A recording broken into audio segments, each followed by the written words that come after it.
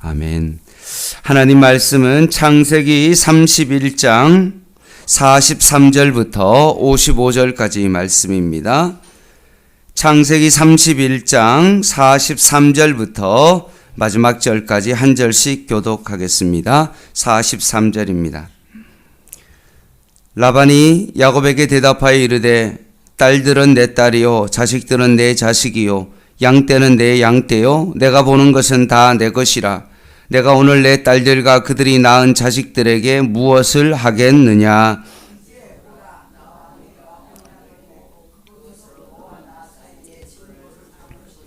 이에 야곱이 돌을 가져다가 기둥으로 세우고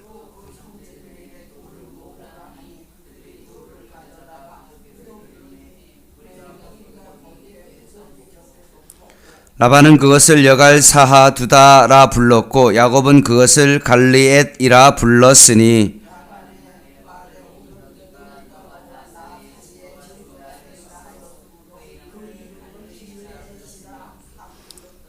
또 미스바라 하였으니 이는 그의 말에 우리가 서로 떠나 있을 때 여호와께서 나와 너 사이를 살피시옵소서 함이라.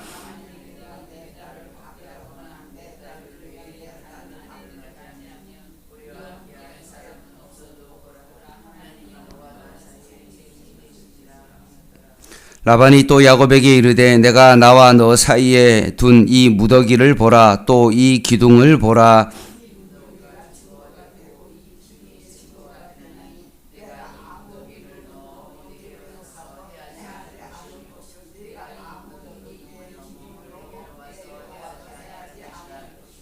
아브라함의 하나님, 나홀의 하나님, 그들의 조상의 하나님은 우리 사이에 판단하옵소서 하며 야곱이 그의 아버지 이삭이 경외하는 일을 가르쳐 맹세하고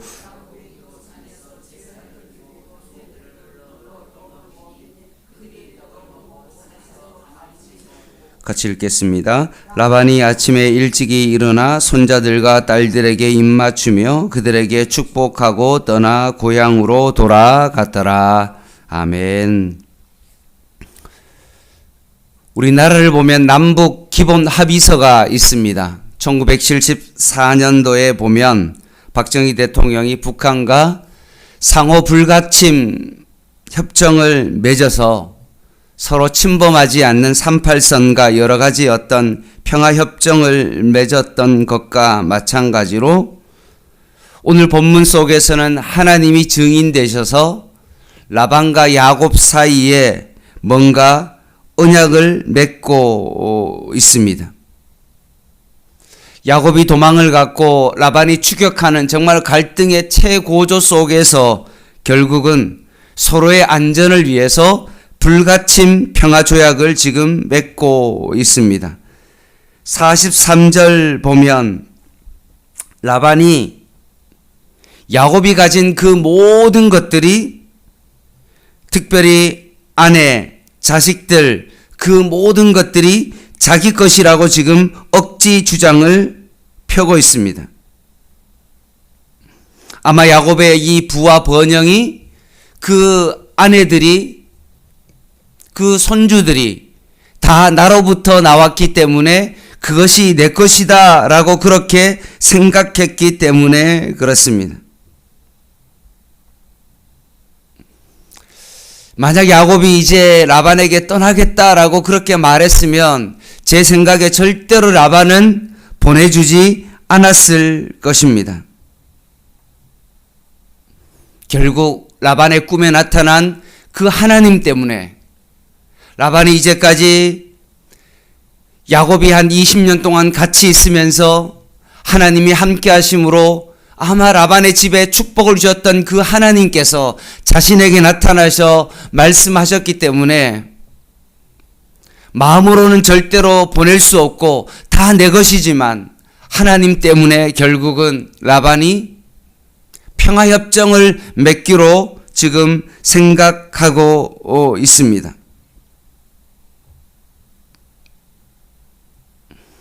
따라서 라반이 언약을 세우고자 했던 그 목적이 여러 가지가 있겠죠. 첫 번째는 재산 상속권의 문제를 미연에 방지하고자 한 것입니다. 두 번째는 나중에 야곱이 강성해져서 나를 침범해 올까 싶어서 악행에 대한 보복이 두려워서 지금 언약을 맺고 있습니다. 그리고 세 번째는 야곱이 도망을 간 것이 아니라 내가 합법적으로 이것을 보내주었다는 사실을 다른 사람들에게 알림으로 자신에게 오는 비난을 피하기 위하여 여러 가지 어떤 사실 때문에 평화협정을 지금 맺고 있는 것입니다. 45절입니다. 라반의 이 제안에 대하여 야곱이 흔쾌히 인정하고 45절에 보면 돌을 가져와 기둥을 지금 세웁니다.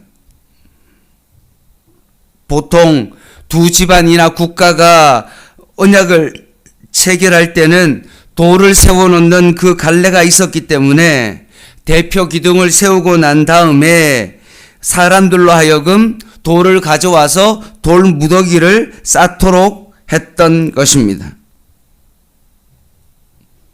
물론 사람이 증인이 되기도 하지만 그 당시에는 돌 무더기가 증거가 되었던 그때였습니다. 47절입니다. 라반은 그것을 여갈사하두다, 야곱은 갈르엣이라고 불렀습니다. 둘 다 똑같이 여갈사하두다는 처음으로 성경에 쓰인 아람어입니다. 뜻은 증거의 무더기. 그리고 갈르엣이라는 요 단어는 히브리어로 똑같이 증거의 증인의 무더기라는 그런 뜻입니다. 그리고 뒤에 나오는 이 미스바는 자세히 관찰하다라는 그런 뜻을 가지고 있습니다.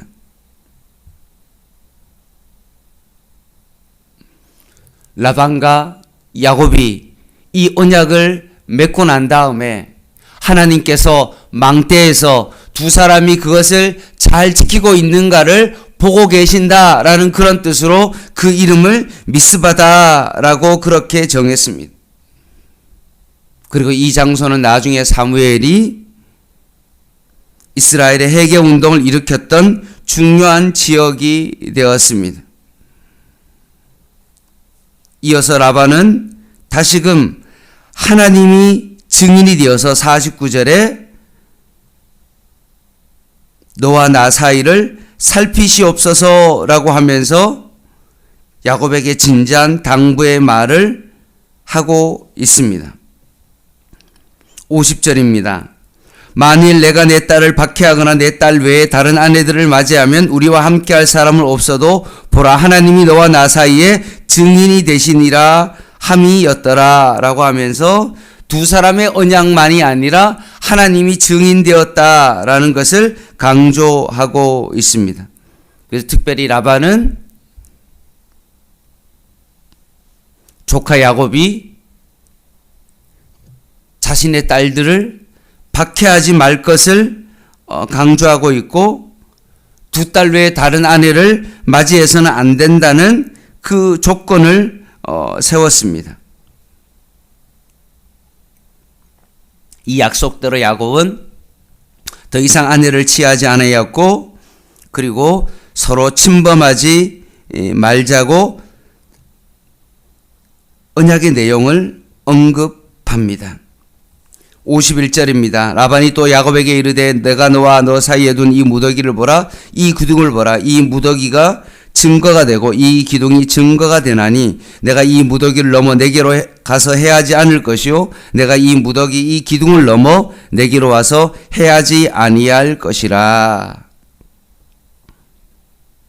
하나님이 증인 되실 뿐만 아니라 이 증거의 무더기를 통하여 그것이 바로 돌 무더기가 언약의 증거가 될 것이다. 절대로 침범할 수 없고 넘어오는 그 순간 평화가 깨어지게 된다. 전쟁이 시작될 것이다. 라고 하면서 이 두 사람은 평화의 조약으로 잘 마무리되어집니다. 그리고 53절부터 이제 라반과 야곱이 같이 형제들을 불러 떡을 먹습니다. 이것은 쌍방이 계약을 체결하고 난 다음에 맹세했던 신들 앞에서 이 언약을 잘 이행할 것을 확인하는 상징적인 행위입니다. 식사를 하면서 우리가 이 조약을 잘 지키자라고 하면서 식사까지 하면서 모든 것들이 잘 마무리하게 되었습니다. 그리고 마지막으로 55절에 라반의 인사를 하고 손자들과 딸들에게 입맞추고 축복하고 떠나 고향으로 돌아갔더라 라고 하면서 오늘 본문이 마무리되어집니다.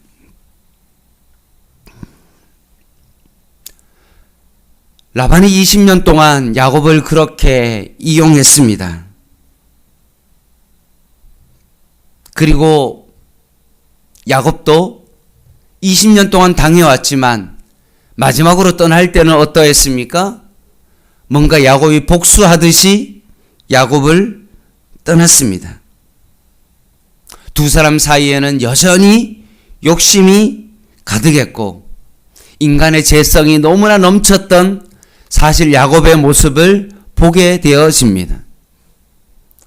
이런 욕심이 가득 찬 이 야곱을 향해서도 오늘 본문에 보면 하나님께서 여전히 그 야곱의 연약함이 있음에도 불구하고 언약 백성이기 때문에 그 야곱을 포기하지 아니하시고 야곱 가운데 함께 하시는 그 하나님을 보게 되어지고 이것을 바라보며 우리는 뭐라고 이야기합니까? 은혜의 하나님이라고 우리는 표현할 수밖에 없는 것입니다. 바로 오늘 본문에 나오는 이 야곱이 우리의 모습이죠. 여전히 욕심이 가득하고 내 것을 무엇인가 채우기를 원하는 어떤 그런 마음 가운데 살아가는 우리에게 믿음이 있다는 이 하나만의 이유로 말미암아 하나님께서는 우리를 포기하지 아니하시고 언약 백성으로 우리를 삼으시고 우리를 하나님의 백성으로 우리를 끊임없이 이끌어가고 있다는 사실입니다. 이것이 우리에게 진정한 은혜입니다.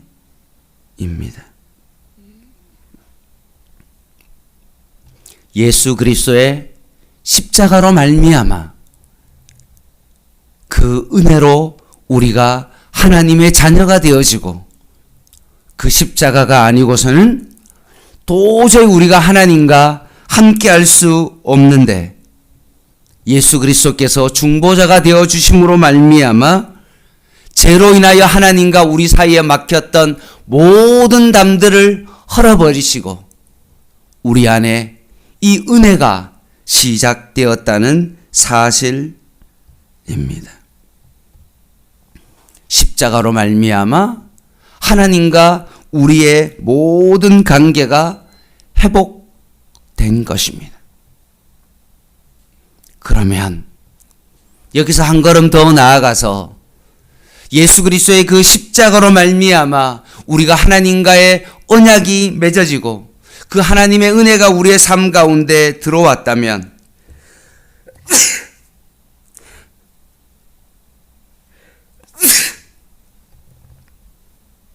그 평화가 우리의 삶 가운데 들어왔다면 우리의 삶도 동일하게 이 평화가 우리의 삶을 통하여 흘러가야 됩니다. 골로새서 1장 20절 말씀에 보면 그의 십자가의 피로 화평을 이루사 만물 곧 땅에 있는 것이나 하늘에 있는 것들이 그로 말미암아 자기와 화목하게 되기를 기뻐하심이라 라고 했던 것처럼 십자가로 우리가 하나님의 평화를 이루었다면 우리의 삶을 통하여 이 평화가 우리의 주변의 사람들에게 흘러가기를 하나님께서 원하신 것입니다. 한 예를 들어보겠습니다. 아시스 프란치스코라는 사람이 있습니다. 1202년에 자신이 중병을 앓고 난 다음에 일생을 오진 가난한 사람과 버림받은 사람들을 위해 살기로 결심합니다. 그래서 자신의 모든 재산을 팔아 사람들에게 나누어 주면서 자신은 평생을 거린처럼 살면서 주님을 위해서 헌신했습니다. 어느 날 비바람이 치는 날 밤에 누군가가 프란치스코의 방문을 두드립니다. 문을 열어서 방문을 열어보니까 초라한 거린이 비에 온갖 젖어서 추위에 떨며 먹을 것을 요구합니다. 그를 안으로 데리고 와서 함께 정말 불을 켜고 같이 식사를 하는데 그의 얼굴이 한센병 환자라는 것을 발견하게 됩니다. 고름이 흐르고 썩은 냄새가 나서 환자와 마주 앉아 밥을 먹기에 괴로운 어떤 그런 상황이지만 결국 개의치 않고 음식을 잘 대접하고 그를 옷을 갈아입히고 난 다음에 잠자리를 마련해 주는데 따로 자고 있는데 프란치스가 잠들 때 그 거린이 찾아와 가지고 너무 춥다면서 같이 잘 수 있냐라고 제안합니다. 그래서 프란치스코가 그 거린을 맞이해서 결국은 그 사람이 너무나 춥다 해서 그 사람을 껴안고 결국 잠을 잡니다. 거린이 몸에서 흘러내리는 피고름과 진물과 썩은 악취 때문에 숨을 쉴 수가 없을 정도였지만 오히려 그 거린을 잘 껴안고 자신의 체온으로 그 몸을 따뜻하게 녹여줍니다. 새벽기도 시간이 되어서 본인이 일어났더니만 옆자리에 누워있던 거린이 보이지 않습니다. 너무나 이상하다 싶어서 잠자리를 살펴보는데 그 사람의 흔적이 전혀 없습니다. 오히려 방 안은 너무나 깨끗하고 빛이 나며 냄새마저 향기로웠습니다. 그 순간 프란치스코가 그 상황을 깨닫고 자신과 같이 비천한 사람을 찾아와 주셨던 주님께서 그의 침상 앞에서 자신의 영혼을 부르짖으며 하나님 앞에 감사 기도를 드립니다. 그 기도가 바로 평화의 기도입니다. 읽을게요. 주여 나를 평화의 도구로 써주소서. 미움이 있는 곳에 사랑을, 다툼이 있는 곳에 용서를, 분열이 있는 곳에 하나됨을, 잘못이 있는 곳에 진리를, 의심이 있는 곳에 믿음을, 절망이 있는 곳에 희망을, 어둠이 있는 곳에 빛을, 슬픔이 있는 곳에 기쁨을 심게 하소서. 위로받기보다는 위로하며 이해받기보다는 이해하며 사랑받기보다는 사랑하게 하소서. 우리는 줌으로 받고 용서함으로 용서받으며 자기를 버림으로써 영원한 생명을 얻고자 합니다. 제가 기도하겠습니다.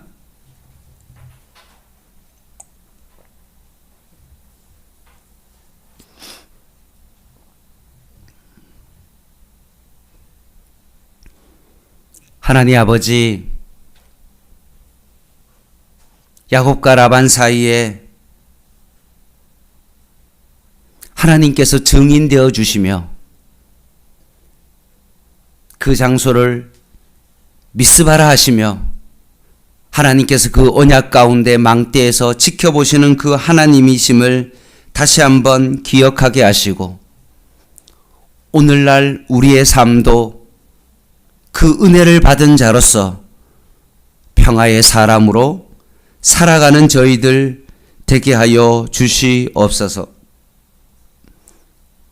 미움이 있는 곳에 사랑을, 다툼이 있는 곳에 용서를, 분열이 있는 곳에 하나됨을, 잘못이 있는 곳에 진리를 저희들을 통하여 나타나게 하여 주시옵소서. 예수님이 우리를 바라보며 마지막 기도하시며 우리가 하나가 되기를 그렇게 기도했던 것처럼 저희를 통하여서 교회 안의 성도들이 하나 되게 하여 주시고 주님의 평화를 하나님 주변의 사람들에게 전할 수 있는 진정한 주님의 평화의 도구가 되게 하여 주시옵소서. 예수님의 이름으로 간절히 기도드립니다. 아멘. 광고 드리겠습니다. 오늘 7시 반에 수요 예배 가운데 우리 태국에 있는 치앙마이에서 선교하시는 우리 이승현 선교사님이 말씀 증거해 주십니다. 여러분 꼭 나오셔서 이 수요 예배 가운데 은혜 받을 수 있기를, 그리고 기도 부탁을 드립니다. 개인 기도 하시겠습니다.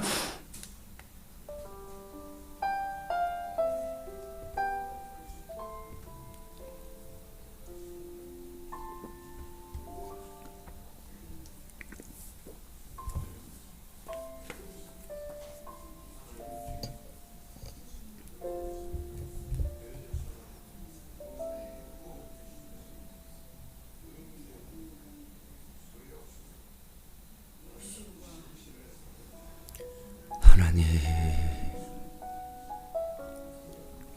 내가 가는 곳에 미움이 있고 다툼이 있고 분열이 있는 자가 되지 않게 하시고,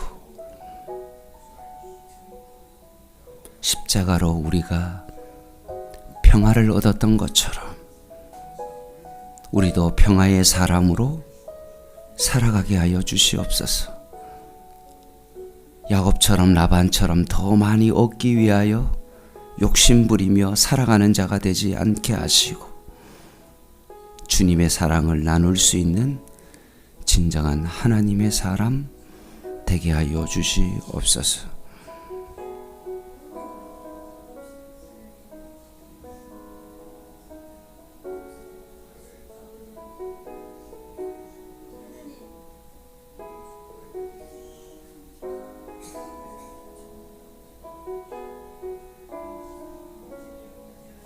하나님,